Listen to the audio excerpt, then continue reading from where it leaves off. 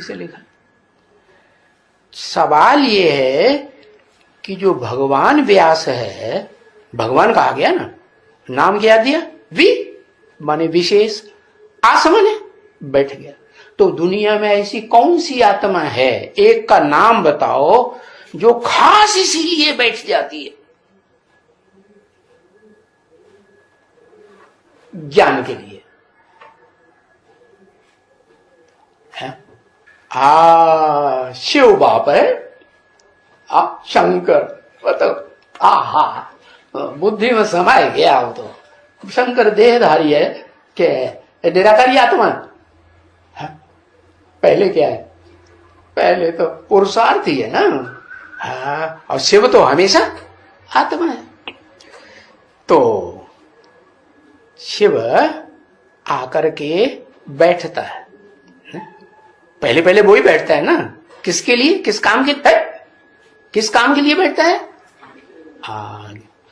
जो उसके पास अखूट ज्ञान का भंडार है ना, वो भंडार इस सृष्टि पर कैसे फैले, जिससे दुनिया ज्ञान की रोशनी में आ जाए, रोशनी की दुनिया बनाए। तो बस उनका नाम असली क्या हुआ शिव बाप का? व्यास। वि माने विशेष, आस माने बैठ गया। कौन पहले पहले बैठ गया? शंकर बैठ गया। अरे शंकर पहले ज्ञानी था क्या? नहीं, उसको तो तीसरा नेत्र ज्ञान का था ही नहीं। पहले शिव बाप प्रवेश करते हैं तो शंकर के मस्तक में वो शिव नेत्र दिखाया जाता है। यादगार दिखाया जाता कि नहीं? तो शंकर तो बाद में बनता है ना। ज्ञानी तो आत्मा है, ज्ञान तो बुद्धि में बैठता है ना।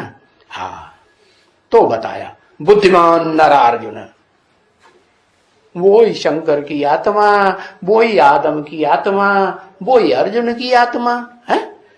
जन्म लेते लेते लेते 84 के चक्कर में अंत में आकर के तमो प्रधान सतो रजो तमो से गुजरेगी ना, तमो प्रधान पत्थर बुद्धि बन जाती।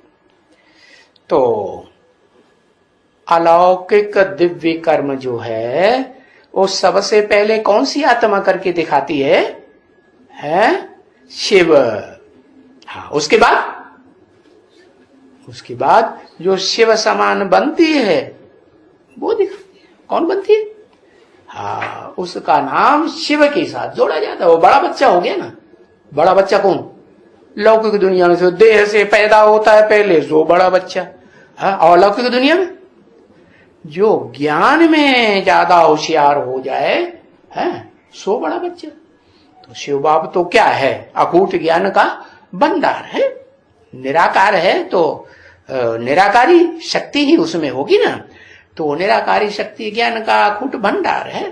तो वो अकूट भंडार इस सृष्टि पर आकर के जिस एक बड़े बच्चे को देता है उसका नाम शिव के साथ सदा काल जोड़ा। कोई और का नाम जोड़ा जाता है? नहीं जोड़ा जाता है। नहीं, कोई देवता का नाम जो नहीं जोड़ा जाता। वो शास्त्रकारों से पूछो, क्या शिव निराकार है, अकर्ता है, अभोक्ता है, निरंजन कहा जाता है उसको। अंजन माने काला, पाप नहीं लगता। तो बताओ कि नारायण जिसको तुम कहते हो भगवान, जिसको तुम कहते हो नारायण, वही विष्णु है। वही 10-10 24-24 अवतार लेता है। वही सब कुछ है। अगर वही सब कुछ है तो बताओ, वही सब कुछ है तो उसको नारायण किसने बनाया? अपने आप बन जाता है नारायण? कहते अपने आप तो नहीं बनता है। गीता ज्ञान सुनता है तो गीता ज्ञान से राजयोग की बात बुद्धि में बैठती है कि राजयोग है क्या चीज, जिस राजयोग से राजाएं बनते हैं जन्म जन्मांतर के। क्या? और वो कौन सिखाता है? सिर्फ एक ही सुप्रीम सोल है जो राजयोग सिखाता है, तरकीब बताता है, क्या शिक्षा देता है राजयोग की। खुद राजयोगी नहीं बनता, कहते मेरे को तो शरीर ही नहीं है, तो मैं प्रैक्टिकल कैसे राजयोगी बनूं। तो जिसमें प्रवेश करता है मुकर्रर रूप से, वो अर्जुन कहो, आदम कहो, शंकर कहो, है जिसका नाम है शंकर प्रसिद्ध है भारत में। आदम तो मुसलमान लोग कहते हैं, है ना। और अर्जुन तो वो शास्त्रकारों ने नाम रखा है, क्या, क्योंकि शास्त्रकारों की बुद्धि निराकार में तो टिकी नहीं, टिकी ना। शास्त्रकारों की बुद्धि निराकार में नहीं टिकती, सूटिक में भी नहीं टिकी होगी। तो उनकी बुद्धि में तो वही देहधारी बैठा हुआ। कौन? सृष्टि के आदि में वो कृष्ण आया सागर में पीपल के पत्ते, वही नारायण, वही विष्णु। तो क्या साबित हुआ है? साबित हुआ कि शिव जो अखूट ज्ञान का भंडार है, ज्ञान निराकार है, तो वो निराकारी ज्ञान देता है, लेकिन वो ज्ञान को प्रैक्टिकल जीवन में धारण करके कौन बनता है? नारायण। वो शिव बाप जो सुप्रीम सोल ऊंचते ऊंच आत्मा है, उसका बड़ा बच्चा आत्मा कौन? शंकर। वो ज्ञान को धारण करता है। तो वो फिर अलौकिक कर्म करता है। ये अलौकिक कर्म कर्मेंद्रियों के, ज्ञानेंद्रियों के, देवताओं राक्षसों की तरह करता है, अलौकिक कर्म करता है। फिर उसे देख करके और निकलते हैं 7-8 और निकलते कि नहीं? हाँ, वो जो सतयुग में उतरती कला के नारायण बनते हैं ना अगली पीढ़ियों में, 16 कला संपूर्ण के बाद, हाँ वो उनका बाप संगम युग में उनको ज्ञान देने वाला बाप बनता है। कितने है? वो 8 निकलते हैं, जो 8 नारायणों को ज्ञान देने के निमित्त बनते। वो नारायणी आत्मा ऐसे समझ लो जैसे अम्मा हो गई, और वो 8 क्या हो गए? बप्पा, बाप हो गए, है ना। हाँ, वो ही नारायण वाली आत्मा है। फिर द्वैतवादी द्वापर युग में जब नीचे उतरती हैं जन्म लेते लेते, तो उनमें ऊपर से आने वाली नई नई आत्माएं, इब्राहिम, बुद्ध, क्राइस्ट, गुरु नानक वगैरह वगैरह, उनके फॉलोअर्स उनके पीछे पीछे उतरते हैं कि नहीं? हाँ, उतरते हैं।